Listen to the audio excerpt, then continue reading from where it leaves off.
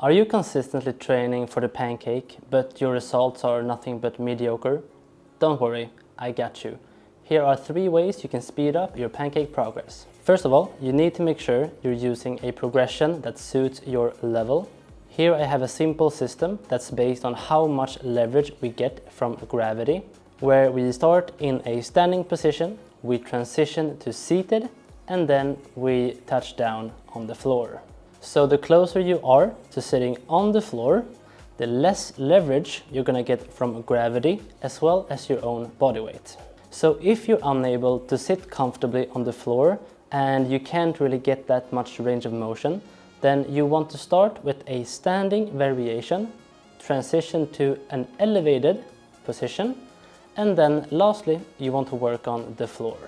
So the idea is that you want to choose a progression that allows for your maximum range of motion. And my exercise of choice for the pancake is the good morning.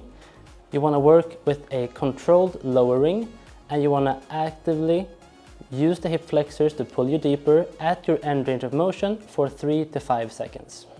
Second, you need to use targets to track your range of motion and measure your intensity. In a stretch, our range of motion is going to be our intensity. So in order for us to improve a flexibility skill, we need to progressively overload both volume and intensity. So in terms of volume, you need to do more reps, you need to hold longer at end range, or do more sets. And for your intensity, you need to progressively increase the range of motion and going deeper into the stretch. When training with the good morning, I like to use yoga blocks as a way of measuring my intensity. The idea is that with each repetition or at the end of each set, you want to be able to touch your head on the block. So I have 2 different approaches for managing the intensity during your pancake good mornings. So for the first option, you would place the block at a distance that you can touch on the first rep. And then after each rep, you want to slowly move the block forwards and work your way up as far as you can. So let's say you're doing 10 to 12 repetitions. You will simply slide the block a little bit further forward for 10 to 12 times to see how far you can get into your range of motion.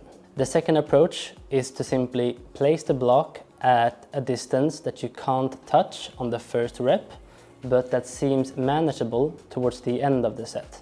So with each repetition, you want to slowly pull your head further forward towards the block. And then the idea is that at the end of the set, you should be able to touch the block because you're gonna be able to go a little bit further forward each rep.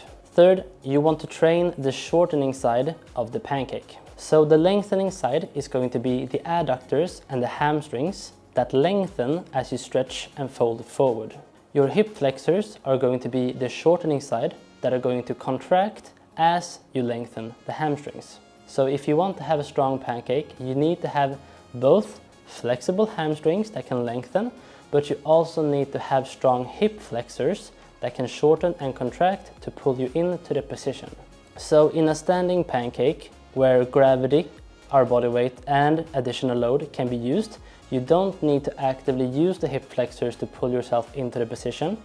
This changes as we go into a seated position on the floor. Because we have less leverage, we're not going to get that assistance from gravity or our own body weight. So we need to have the strength in the hip flexors on the shortening side to actively pull ourselves forward into the pancake position.